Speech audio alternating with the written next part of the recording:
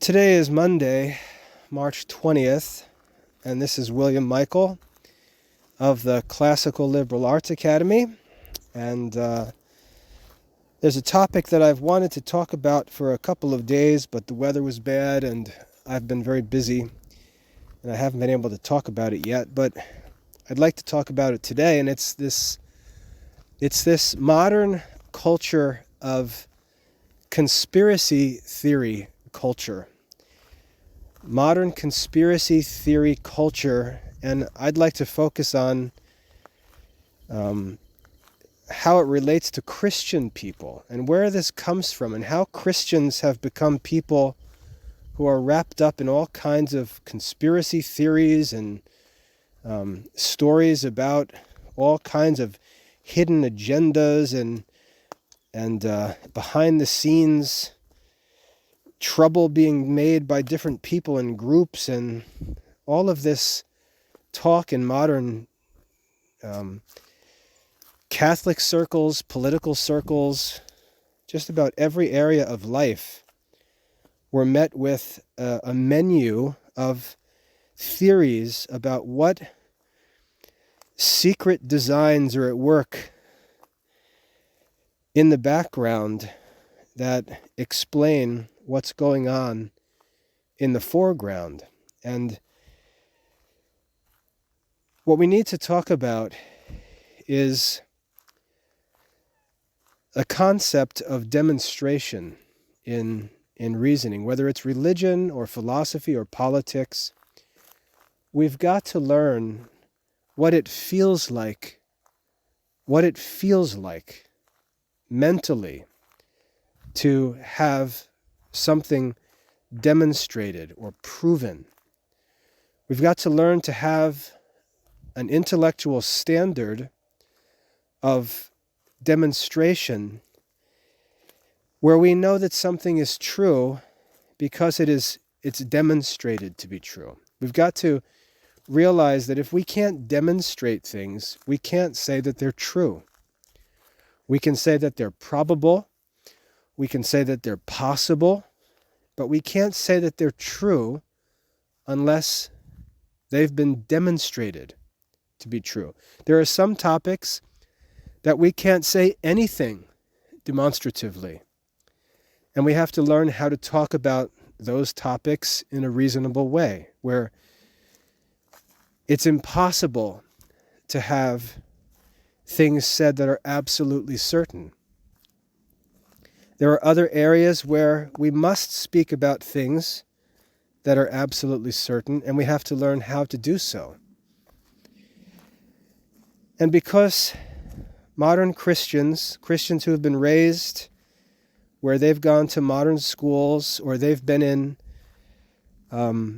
environments where they really don't have to deal with diverse beliefs and opinions day to day, where they learn about what other people believe through third-hand sources rather than through discussions with those people directly, that are in-depth discussions, not just maybe one conversation, but prolonged, sustained discussions, among people who live together, for example.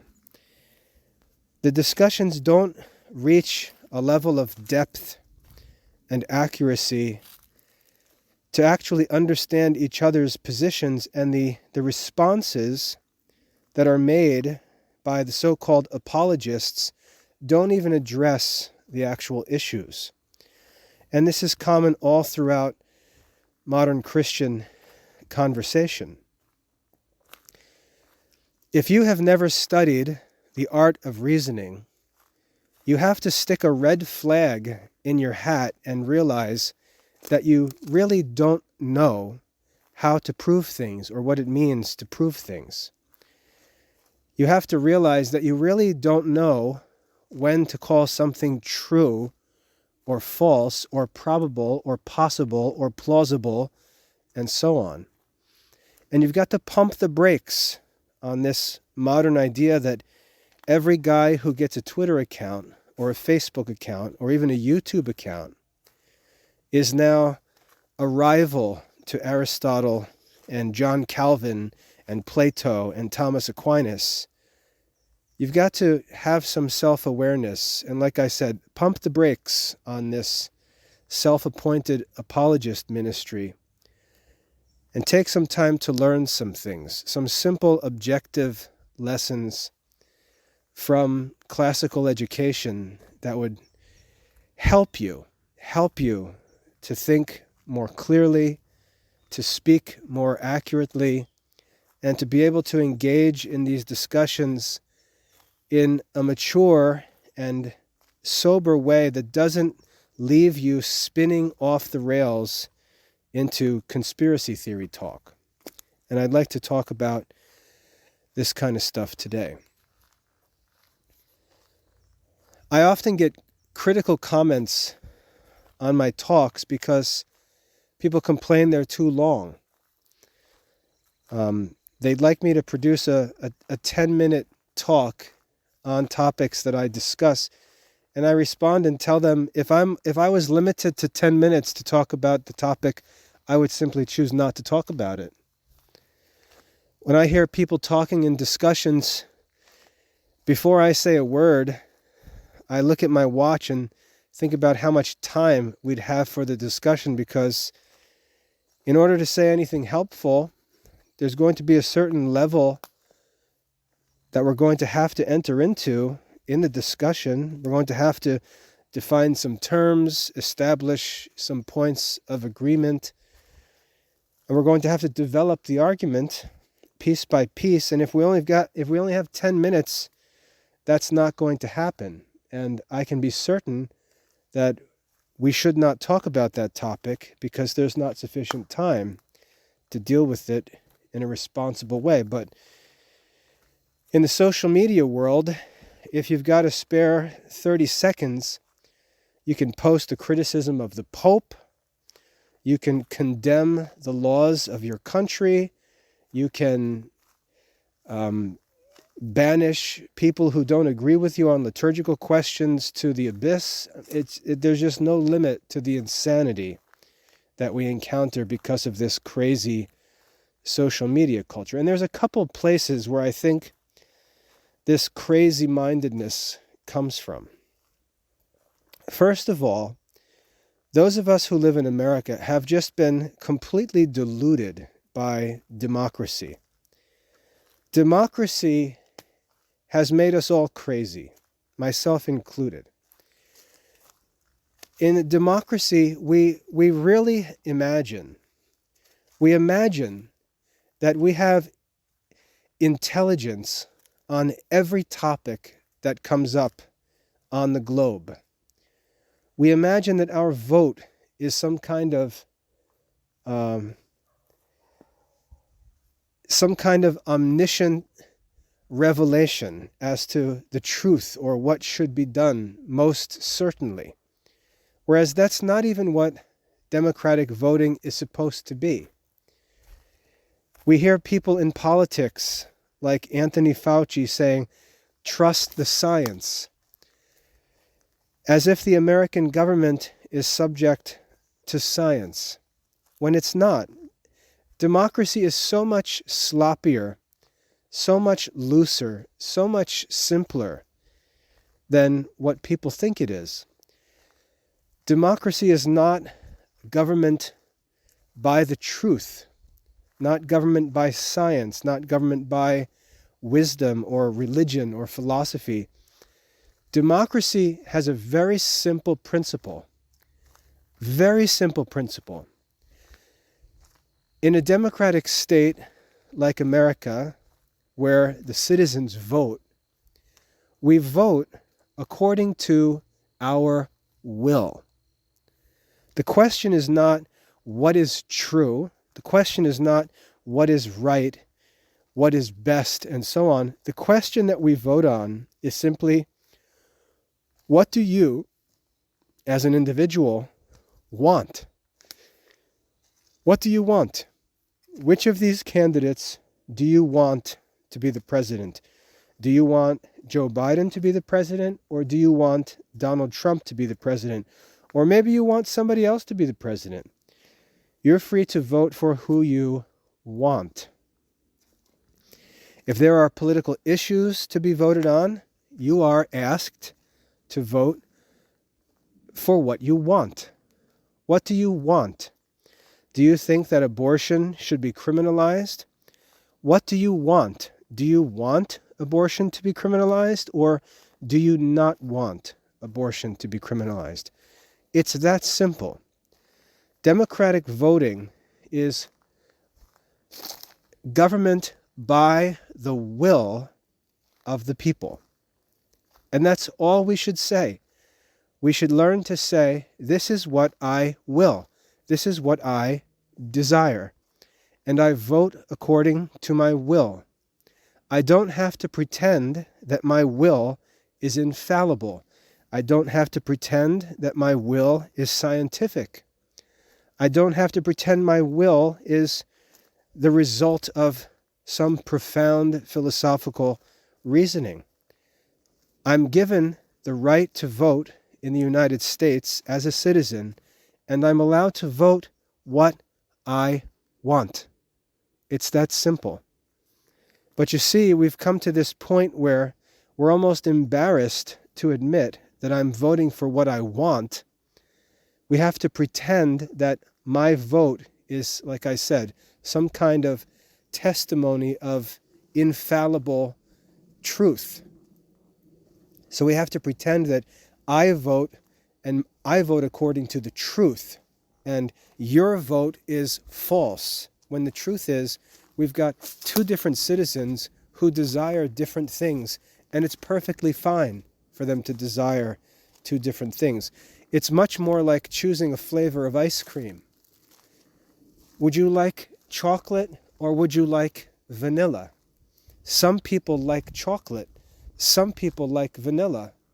Some people will choose chocolate simply because they don't want vanilla. It's a question of what you want, not a question of what's better or what's true.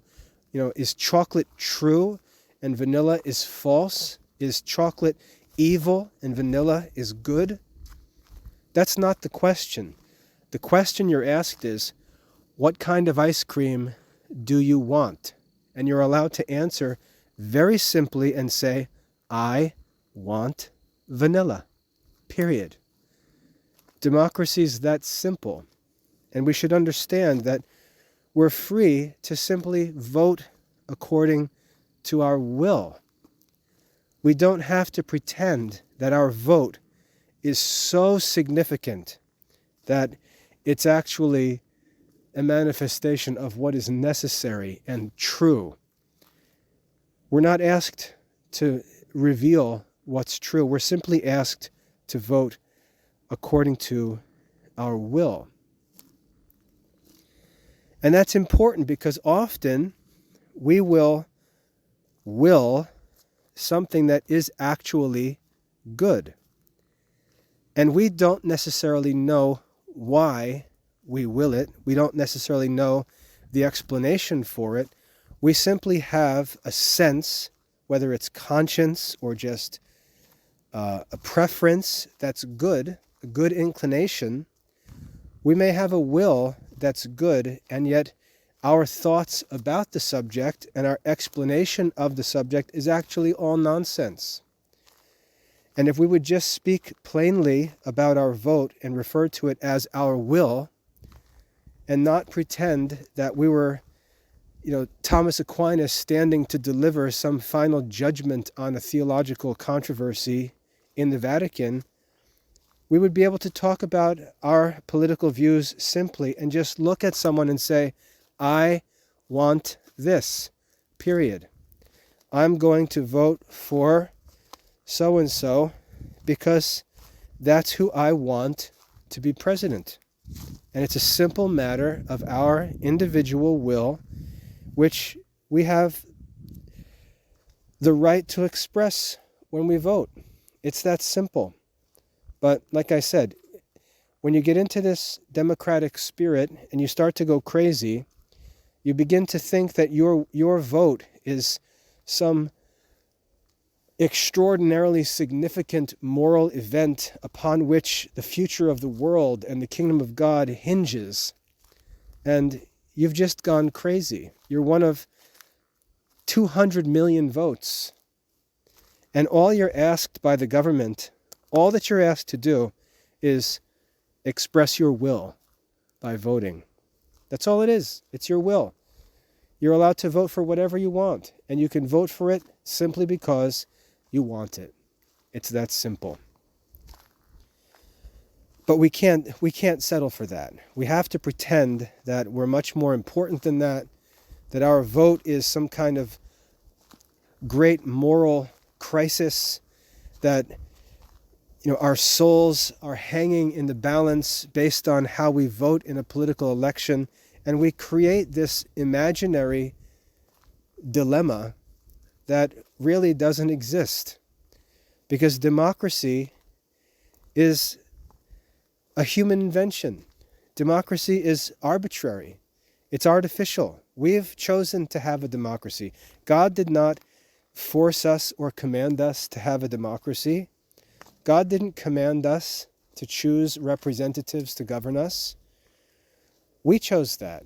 It's our own choice. And if you read the Constitution, or if you read even the Declaration of Independence, you'll find that all America was founded for was to give individual people the right to vote according to their own will.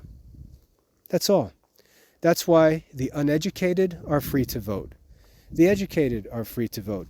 The wealthy are free to vote. The poor are free to vote. Those who have traveled all over the world are free to vote. Those who have never left their hometown are free to vote. It's obvious that votes are not expected to be expressions of demonstrated truth. They're simply votes that reveal the will of the people.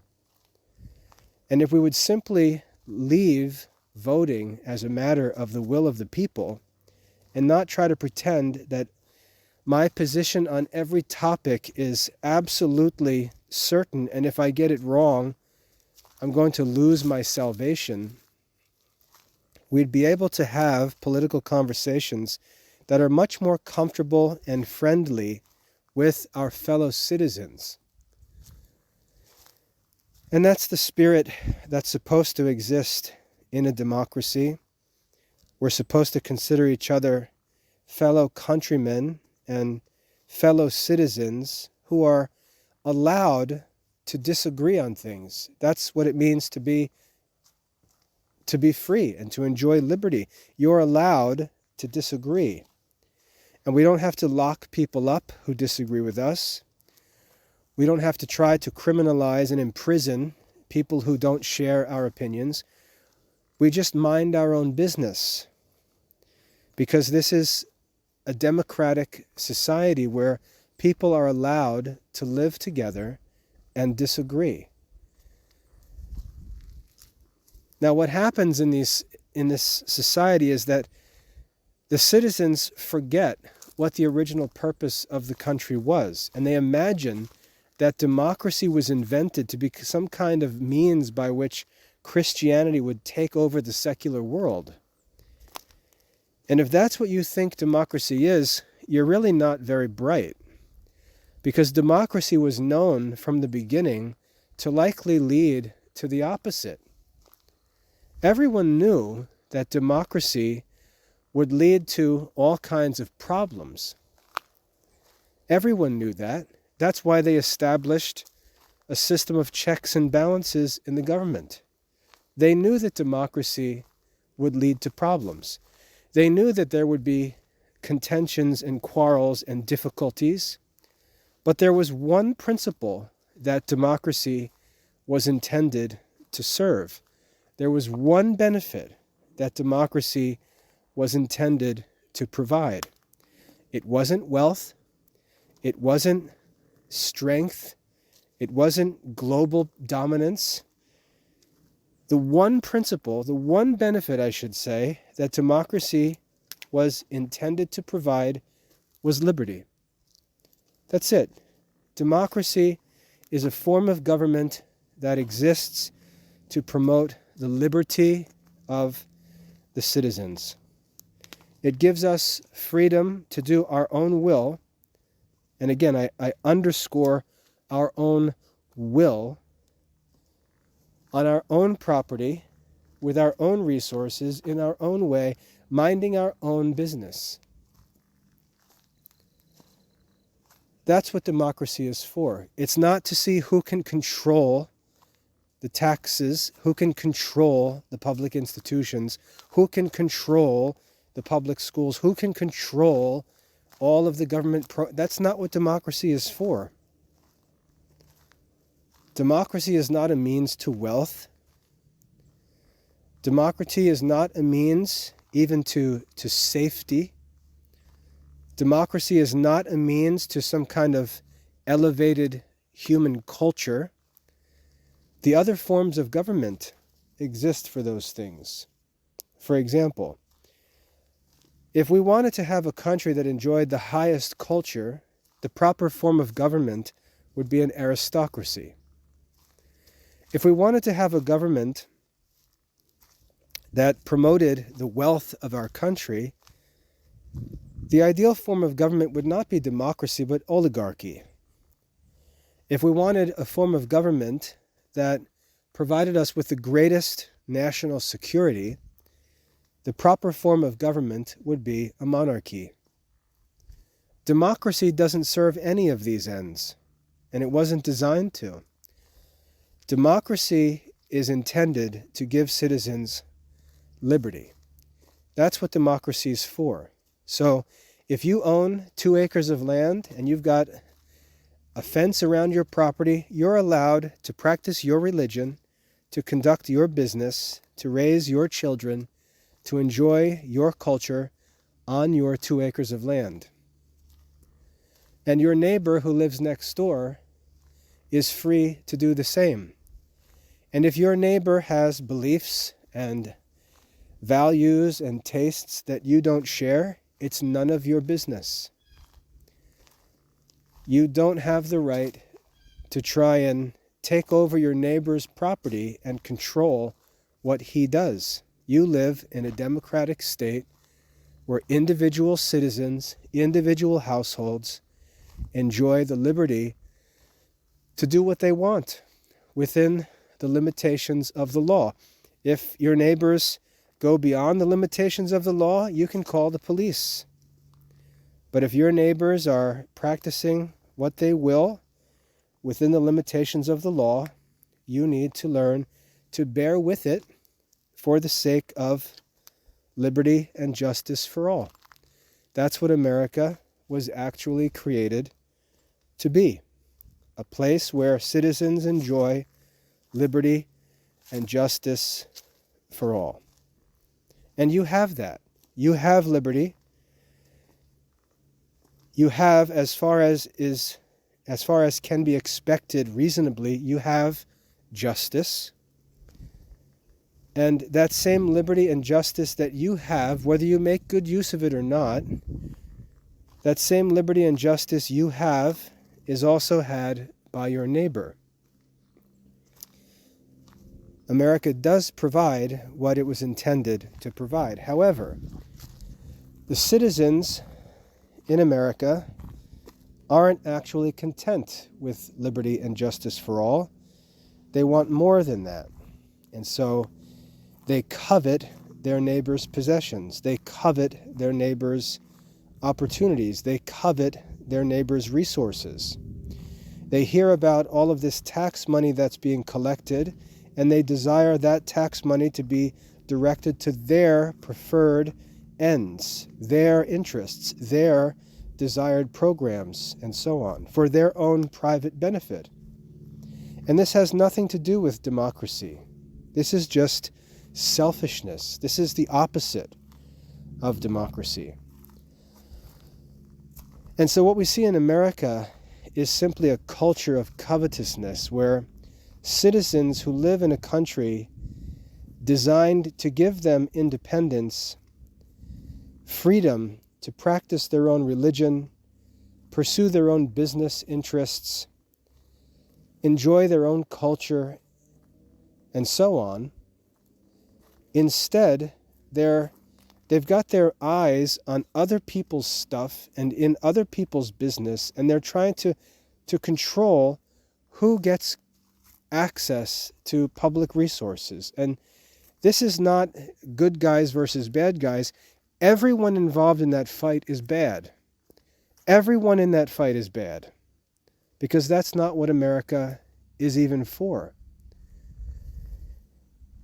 So whether you're a Christian fighting for control of public resources in a democratic state, which you have no right to, or if you're a non-Christian fighting to try to control public resources, which you have no right to, you're not thinking like an American. And this is the main problem with all of this goofy Christian politics. It's not even consistent with the principles of American government and culture. For all the talk about liberty, for all the talk about independence, for all the talk about freedom, what we find is that Christian people really aren't content with the freedom to worship God according to their own convictions. Christian people are really not content to have the liberty to pray, to study, to worship, to raise their children, to manage their own households, and so on, according to their own beliefs. They're not content with that privilege. They're not content. They want other things. They want temporal benefits. And they see their fellow citizens as competitors for those temporal benefits. And so instead of having an election and saying, well, I want this and Tom wants that, and that's how we're voting, we have to pretend that our vote is necessary. We have to pretend that our vote is the only acceptable option. We have to pretend that there's no other option that can be allowed but our vote. And we have to turn this peaceful voting process into a moral war where people pretend that they represent the only possible answer to a question, when the truth is there are many different answers to many of these questions, and America intended to leave us free to answer them in our own way, at our own expense, in our own homes, in our own businesses, in our own schools, and so on. And America leaves us free to do so. I run the Classical Liberal Arts Academy. The United States government gives me the freedom to teach whatever I want to teach, and it makes my teaching business exempt from taxation. So when parents choose to enroll their children to study with me and they pay the tuition that I request for their courses and services, the government tells me that because I'm working in education, which is considered a charitable activity, I'm allowed to keep the money received from those payments, and I do not need to pay taxes on it. The government not only gives me the freedom to teach in my own school, but it respects the work of teaching, even though I'm a Christian teacher teaching classical studies. The American government gives me the freedom to be able to do that without any burden of taxation. That's all that I can ask for. That's all that I desire. And I'm perfectly content with those conditions. I couldn't ask for anything better than to be free to teach the classical liberal arts, classical philosophy, Catholic theology to students and not have to bear some great burden of taxation. There's nothing more that I could ask for, and I'm content with those terms. However, if I were to turn around and look at the local public school and say, oh yeah, but look at that. That school gets all this government money. They're able to build huge facilities and parking lots and gymnasiums and a theater. They get all this money. I want that money. I want that. I want all those benefits. So what? I'm going to launch myself into a lifelong battle against the tax code and try to force myself to be able to receive government funding for my educational. I don't need government funding for my educational work. I don't need gymnasiums. I don't need parking lots. I don't need a theater.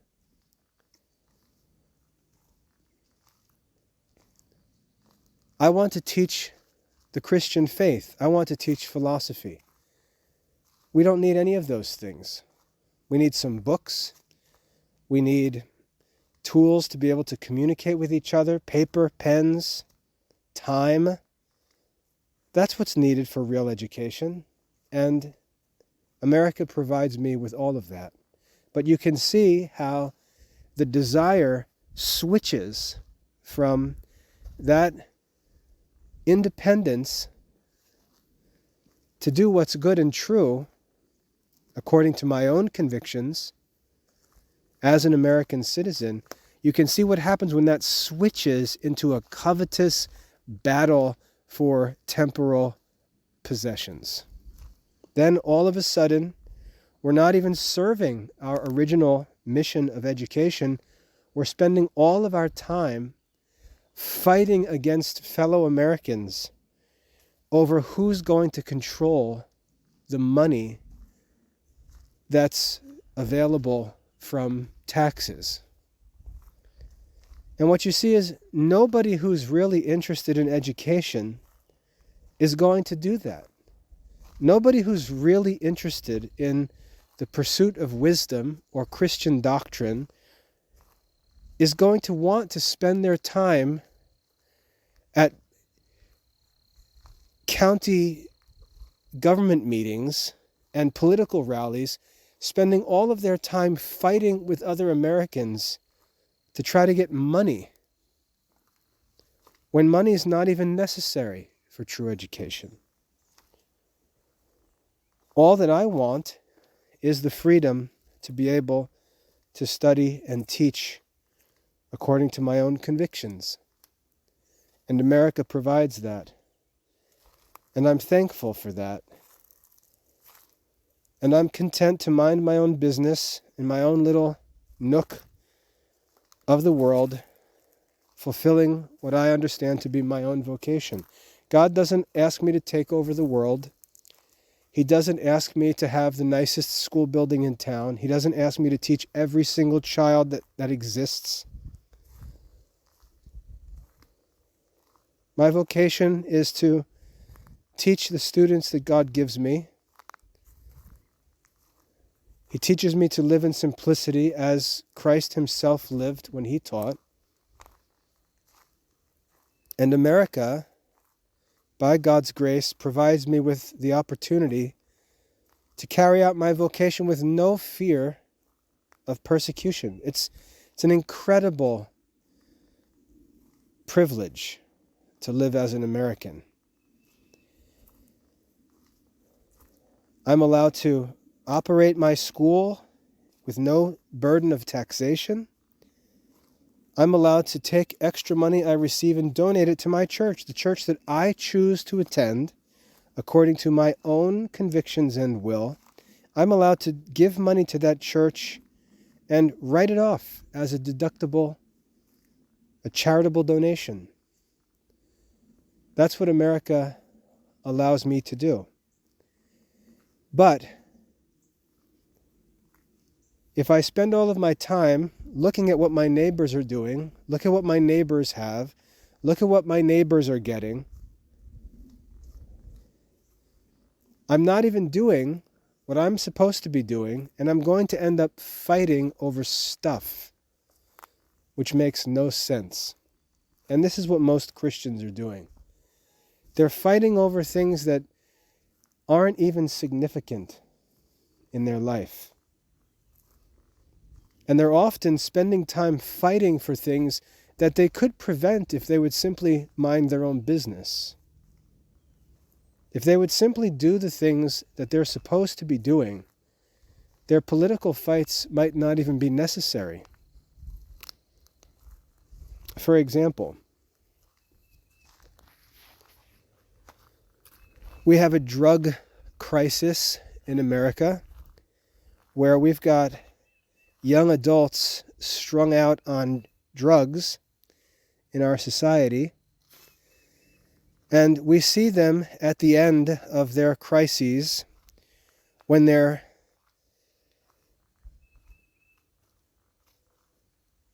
junkies on the side of the road at 24 years of age.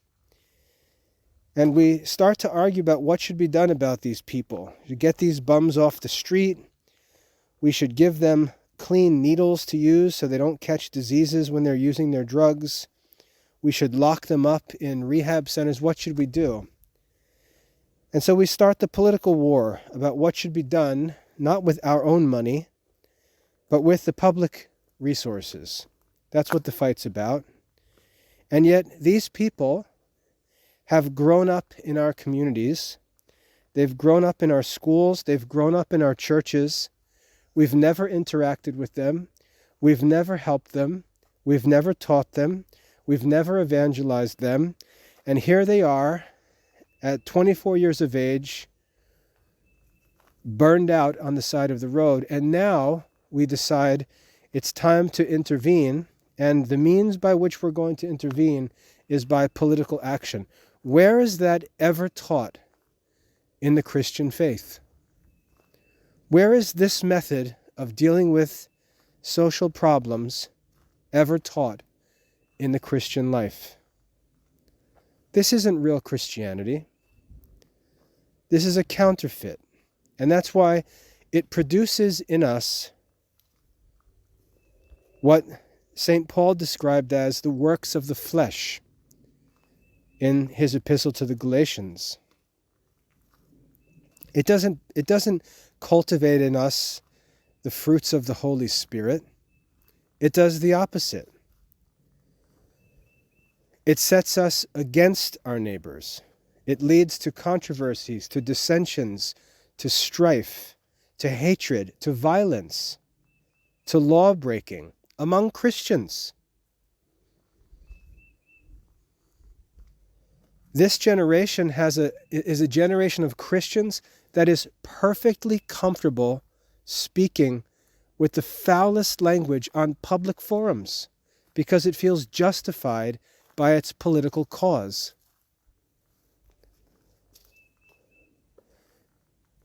This political Christianity will have us believe that Donald Trump is some kind of Christian political savior rather than an immoral businessman who has political ambitions.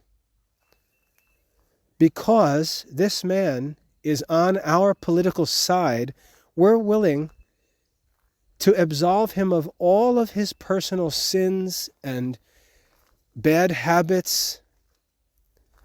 We're willing to pardon all of his immoral qualities because he's on our political side.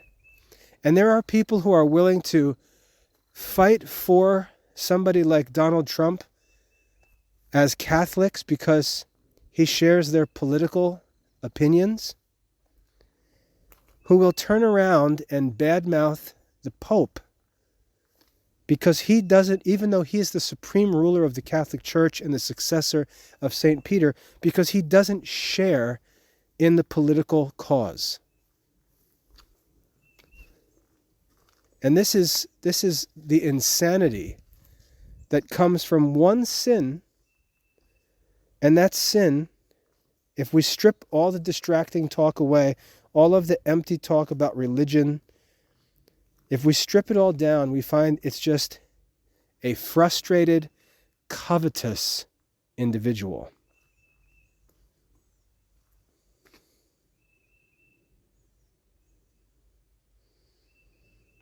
They turn this democratic process into some kind of quasi-philosophical disputation, as if we're talking about truth and falsehood rather than individual opinion and will. Now, as for conspiracy theories, where did they come from? Well, here's what happens when you have this crazy democratic spirit. When people aren't willing to say that this is my will, I'm voting for my will, when they're not willing to say that because they have to pretend that they're much deeper, much more profound, much more serious than that, the problem is they have to pretend that they've got all the information when the truth is that they're not even close to any of that information. They have no contact with any sources. They have no direct information. They have no clue what's actually going on anywhere. Everything that they think, everything that they desire is pure opinion and will. But they won't admit that. They won't admit that their political position is simply their will. They've committed themselves to this idea that their position is the truth. It's the reality. It's the only possible position. And every other position is a threat, is an error, is a falsehood, is a deception, is a sin, is a crime, on and on and on. And again, this is because they are unwilling to admit that their political position is simply a matter of their will. They have to pretend it's more than their will, that it's actually God's will. So their political vote is actually an expression of God's will on every single event that comes up in the country's life. They have to imagine that their vote represents God's will. Their vote represents the truth of science. Their vote represents the truth of philosophy, rather than their vote represents their own individual will, which is perfectly acceptable. Now, because they have to argue that their vote is actually God's will, or the truth of science, or the truth of history or philosophy, they have to manufacture the evidence. Because, like I said, they don't have any actual evidence. We have no idea what's going on inside the White House. We have no idea who our president is talking to, what they're talking about, what information they have. We have no idea what our military is doing. We have no idea what intelligence they have. We have no idea what resources they have. We have no idea what Vladimir Putin is doing, or what the president of China is doing, or what's going on in Ukraine in any of the battles. We have no idea what's going on in any of these issues. And when the time comes to vote, all we're asked for is our will. All we're asked for is our will. What do you want? What do you think we should do? What is your will? And the American is allowed to vote and express his will. You know what? I would like to control immigration. I think that our southern border should be controlled and that there should be an orderly immigration process. I think that people coming into our country should have to go through background checks and criminal checks and so on, health checks. That's what I would like. I would like for the border to be controlled. Period. That's my vote. I'm not going to accuse immigrants of being members of the Taliban. I'm not going to accuse them of being undercover Chinese spies. I'm not going to say that the border problem is causing people to die of fentanyl poisoning, because that's not true. People are using fentanyl. That's why they're dying of fentanyl. I'm not going to pretend that there is these necessary, unquestionable reasons why my will must be done. I'm simply going to say, I have one vote, and my vote is according to my will. And it's that simple. I don't even want to get into all the details, because I'm not responsible to do that when I vote. I'm responsible to express my own will. I would like the southern border to be controlled. That's my will. I would not like for our country to send billions of dollars to Ukraine. That's my will.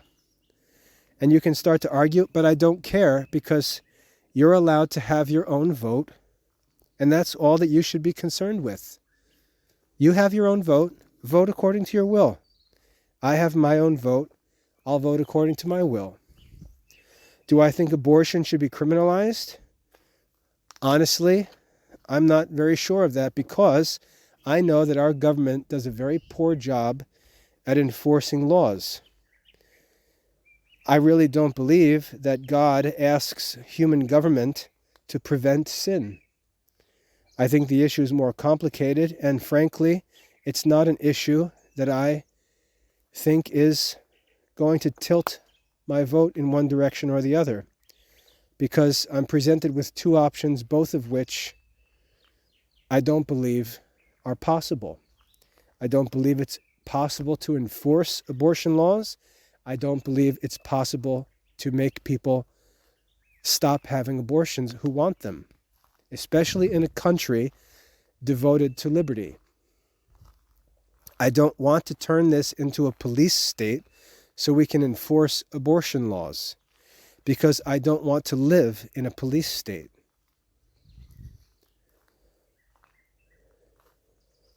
Because if I, for my own will, authorize the creation of a police state because I'm wrapped up in pro-life zeal, that police state can turn right around the next election cycle and shut down my school.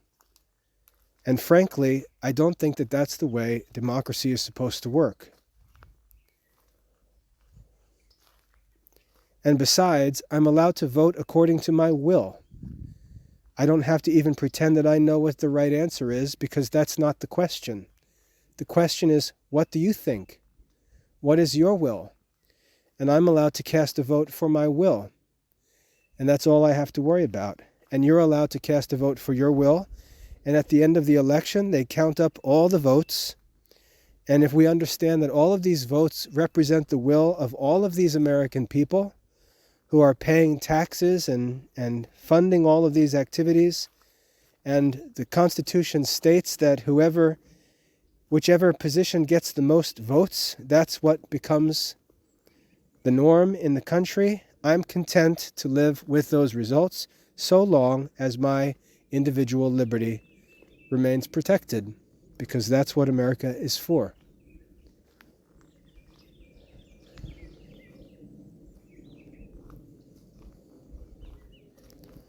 The conspiracy theories, like I said, are caused by people pretending that their political opinions and votes are more than their own will, as if they know with some kind of scientific certainty what should be done in Ukraine tomorrow, as if they know with some kind of philosophical certainty what should be done with regard to abortion as far as politics are concerned.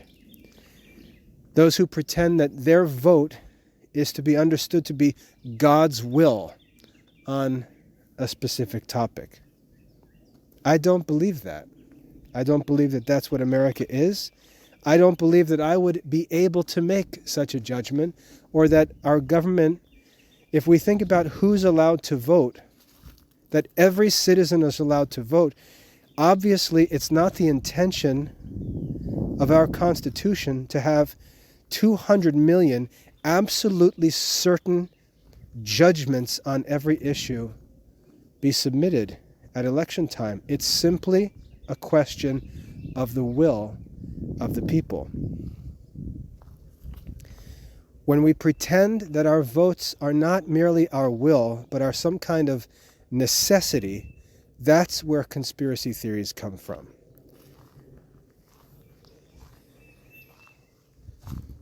Take vaccination. The government has health agencies. They recommend to all Americans that they should accept a vaccine to try and limit the spread of a disease. Well, Tom doesn't want to get a vaccine. And if Tom actually listens to what the government says, he'll learn that he's not actually required to get a vaccine. He's simply recommended, or encouraged, I should say, to get the vaccine. Tom works, however, for a private company, and the owner of that company decides that he wants his employees to get the vaccine. This man who now works at this private company pretends that he's being persecuted by the government, when in fact it's his employer who's making this obligation. And what's got him frustrated is that he doesn't want to give up this job. He wants to maintain his freedom to not get a vaccine. He's being required to get the vaccine by his private employer, and he wants to pretend that this requirement has come not from his free choice to work for this employer, but that it's being imposed upon him by the government, which is completely false. And so now, in order to justify his desire to keep his job at a private company that doesn't share his views, he has to cook up a conspiracy theory to imagine that the world is now against him and plotting some deep state, dark, secret, global attack on people like him. And he's not willing to admit that the whole crisis in his life is caused by his employment. It's got nothing to do with politics, has nothing to do with any new world order, has nothing to do with vaccinations or pandemics or disease control or anything else. It's got to do with his employment and the fact that he works for a company that really doesn't share his values. But he won't admit that. He's got to cook up a persecution story so that when he's finally fired by a company he probably should never have been working for in the first place, he's got to pretend that he wasn't simply fired from his job, but that he is some kind of political outcast Christ figure who's suffering as an enemy of the New World Order. And it's just insanity. The whole thing is insanity. He imagines he's the center of the universe. He imagines that people who are meeting together at the United Nations are thinking about his dopey job at, an insurance agency or in a hospital where he works as a nurse. And no one in the whole world is thinking about him or his job or his beliefs or his ideas or anything else. They're simply thinking and acting according to their own will, which they are free to do. And the truth is, he's got himself entangled in a secular society, trying to live comfortably, dependent on people who don't share his opinions. And rather than working to become the one who's in control, he's chosen, or in God's providence has simply ended up in a place where he doesn't have that power to make the decisions. And he's going to choose to be stubborn in his own political position and not accept the consequences, which are just and reasonable. And so he's got to cook up this global conspiracy theory to justify his unemployment, rather than saying, I chose to work for a company that doesn't share my political opinions, and I screwed up in doing that. He won't admit that. He's got to turn himself into a martyr over a vaccine that was never made mandatory by the government. It was made mandatory by his employer. And this is where these conspiracy theories come from. Someone in the church has decided to go all in on Latin Mass. Here's another example. They go all in on Latin Mass. They decide that they're going to dress like Catholics living in 1930. They decided that they're going to say the rosary in Latin. They decided that they're going to decorate their house with Latin Mass images and symbols and who knows what. They decided that they're going to drive an hour and a half every Sunday morning so that they can attend a Latin Mass. And they will not admit that this is simply their will, but they will insist that this is God's will. This is necessary. And there's no other option. In order to justify the demands of their personal preference. And if the bishops or pope judge in a way that contradicts their opinion, they will not admit that this is my opinion and it is contrary to the judgment of my superiors and I should submit, and realize that this is not an essential issue to fight with and divide over in the church. They won't do that. They will insist upon their will, deny the authority of the papacy and of the hierarchy of the church, cook up a conspiracy theory that the church has actually been hijacked, or, in Taylor Marshall's brilliant words, infiltrated by, they're always communists, Marxists, evolutionists, homosexuals, liberals, what else? Transgender, what else? Democrats, pedophiles, go through the list. The Catholic Church, in order for me to justify doing my own will, I'm going to accuse the church of being infiltrated by pedophiles and transgender crazy people and communists funded by George Soros, rather than say, this is my will and I refuse to submit to the hierarchy of the church. No, I'm going to cook up a global conspiracy theory that makes absolutely no sense, with information and ideas that I have no means of proving in any way, because I would rather call the Pope a heretic than have to deny my own will. And it's just democratic craziness. Democratic craziness. The liberties that are given to us as American citizens, we imagine that that same liberty should exist in every sphere of our life. It should exist at work. So if I go to work and I feel like wearing a mini skirt, my employer should have no right to tell me how to dress, because the Constitution says this has nothing to do with the Constitution. The Constitution is a political document. It has nothing to do with your employment. Because the Constitution says I have the right to pursue my own happiness, then the Pope has no right to tell me how to say them. What are you talking about? The Constitution has nothing to do with the church. The Constitution is an American political document. The Catholic Church has nothing to do with that. You can't drag your Declaration of Independence into the church. You're simply doing your own will in a place where it's not appropriate to do your own will. And the reason why you're doing that is because you're not content to keep your own will to your own private place, your own private life. But you're trying to gain control of other people's property and possessions. You're trying to gain control covetously of things that belong to institutions that are not yours.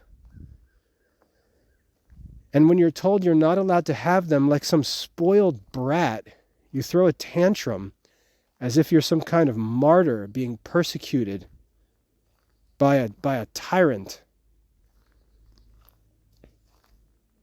And the truth is, you've got this democratic fever and you've gone crazy. And now you've got yourself talking about secret plots and infiltrations and global conspiracies that you have no clue.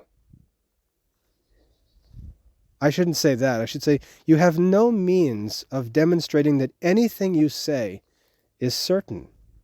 And you're willing to make terrible accusations against other people, terrible accusations against fellow citizens, against leaders in the church, against other Christians. You're willing to make terrible accusations against other people with no demonstrative evidence. That's how crazy your self-worship has become. You've come to believe that your will is the only law in your life. And you've allowed American political ideas, which aren't even Catholic, by the way, you've allowed them to take over your whole brain and turn you into a psycho. You imagine that the Declaration of Independence should be posted on the wall of your office in your cubicle, as if you're going to exercise your independence while you're on the clock for a private company. And pretend you're a martyr when they throw you out because you're just a wacko. Pretend that you're being persecuted for the sake of righteousness when you're actually being fired for insubordination. You're going to argue that you're being persecuted like Joan of Arc when you eventually get thrown out of a church. And imagine again that you're being persecuted for righteousness' sake when in fact you're being put out of the church for sin. And you've allowed this covetous, democratic spirit that just blows over every limit in life to go from an idea that relates to the political realm, where it's perfectly in order, to become a justification for a completely self-driven, self-willed life that applies to every area of your life, which is just insanity. You imagine that the whole world revolves around you, and frankly, no one even cares if you show up. You've just gone nuts. And this refusal to accept that these things are simply matters of your will, but that they're scientific truths or philosophical axioms, or that they're God's will, has just been used as a cover for your own inability to keep political ideas in political places and realize they don't apply to business, they don't apply to church life or church government. And if you want to step into an office that's run by a private company, you need to follow their rules. And you have a very simple choice to make, to either take the job and abide by the rules or go away. It's very simple. And in the Catholic Church, you have a very simple choice. Either abide by the judgment of the hierarchy of the church or go away. You have no right to do your will while you're employed by someone else. You have no right to do your own will in the church. You have your own right to do your own will in your house. So stay in your house if you want to do your own will. For all the talk of tyranny, you're the tyrannical one. And you're frustrated because you have no actual power to do your will, because you're dependent upon 1,000 different people and institutions who really don't care if you go home. And it's this mentality, it's this culture where this conspiracy theory craziness comes from. Just crazy people talking about things they have no information on, no factual evidence of, no inside contact with. They talk about institutions that they're on the outside of, as if they have insider knowledge. And all of this is just a cover to deny the fact that they're simply trying to force their will like spoiled babies.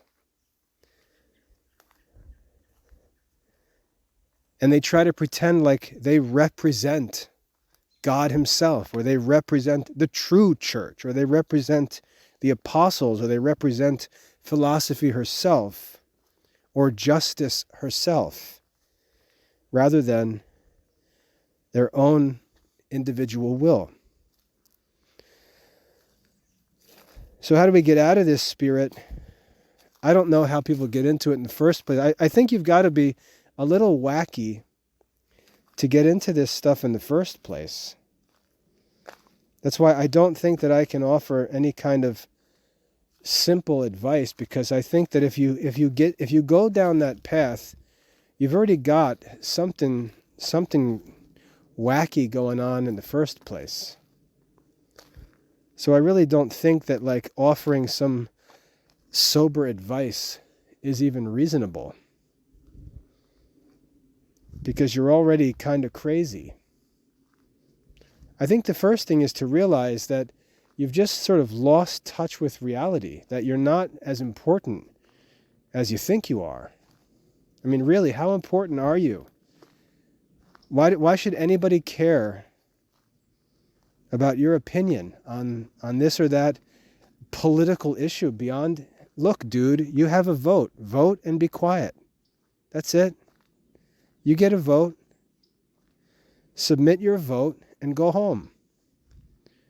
And that's just in political things. It doesn't apply to church.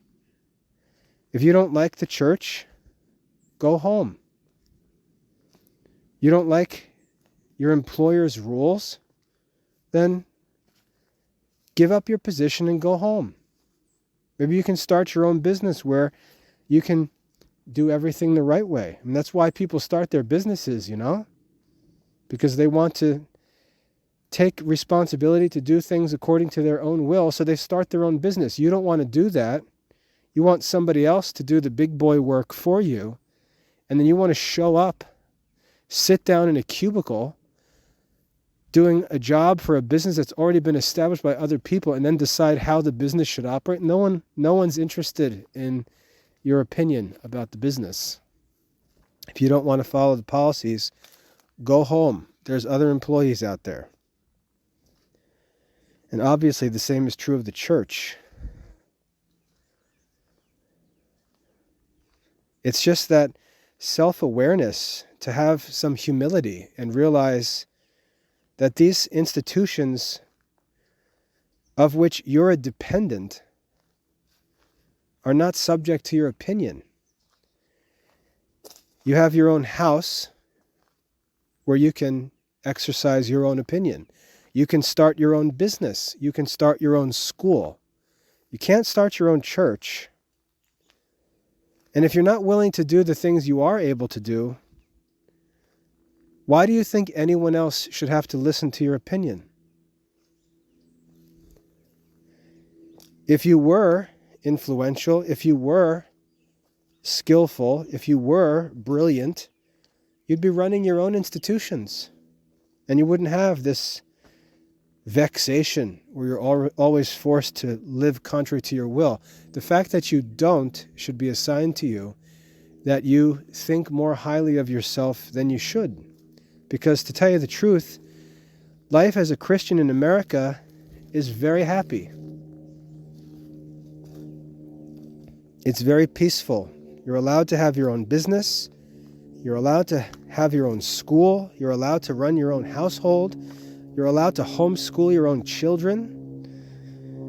You're allowed to dress the way you want. You're allowed to watch what you want to watch, read what you want to read, listen to what you want to listen to, write what you'd like to write.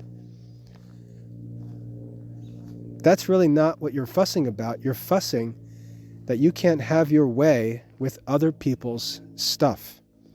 And in order to try to justify that, to pretend it's not just a childish tantrum that you're being justly punished for, you have to come up with conspiracy theories to pretend that you're some kind of freedom fighter or martyr.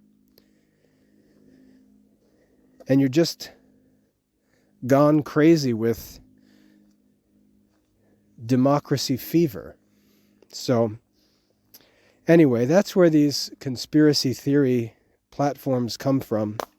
And if you're not willing to check yourself and wake up out of this craziness, I really don't think there's any advice worth offering. Anyway, I hope that's helpful. God bless.